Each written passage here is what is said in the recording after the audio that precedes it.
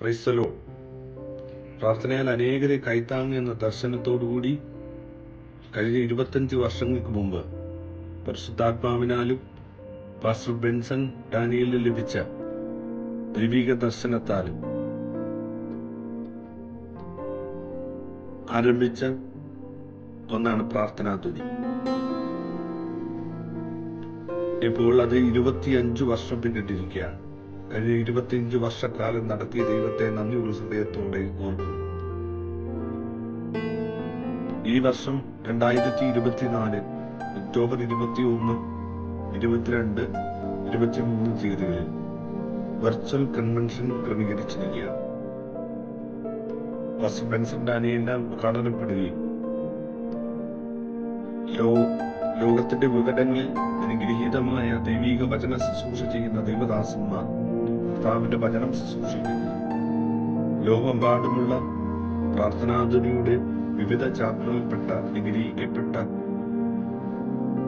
ഗാനങ്ങൾ ആലപിക്കുന്ന നമ്മുടെ സഹോദരി സഹോദരന്മാർ ഗാന ശുശ്രൂഷ നിർവഹിക്കുന്നതുമാണ്.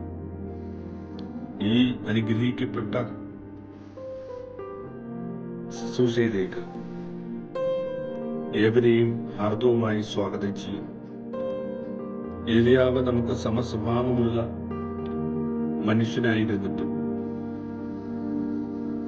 അവൻ പ്രാർത്ഥിച്ചപ്പോൾ 3 സംവത്സരവും 6 മാസവും മഴ പെയ്യാതെയിരുന്നു. പിന്നീട് അവൻ പ്രാർത്ഥിച്ചപ്പോൾ ദേശത്ത് മഴ പെയ്തു എന്ന് ദൈവത്തിന്റെ വചനത്തിൽ നമ്മൾ വായിക്കും.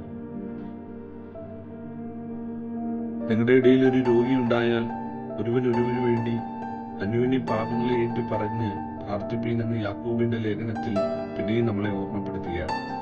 അങ്ങനെയെങ്കിൽ ഇനിയും അനേകരെ പ്രാർത്ഥനയിൽ കയറ്റാങ്ങുവാൻ ഈ സംഘടനയ്ക്ക് സഹായിക്കട്ടെ എന്ന് ഞാൻ ആത്മാർത്ഥമായി പ്രാർത്ഥിക്കുന്നു. അതുപോലെ തന്നെ ഈ വെർച്വൽ കൺവെൻഷന്റെ അനുഗ്രഹത്തിനു വേണ്ടി പ്രാർത്ഥിക്കുന്നു. വെർച്വൽ കൺവെൻഷന്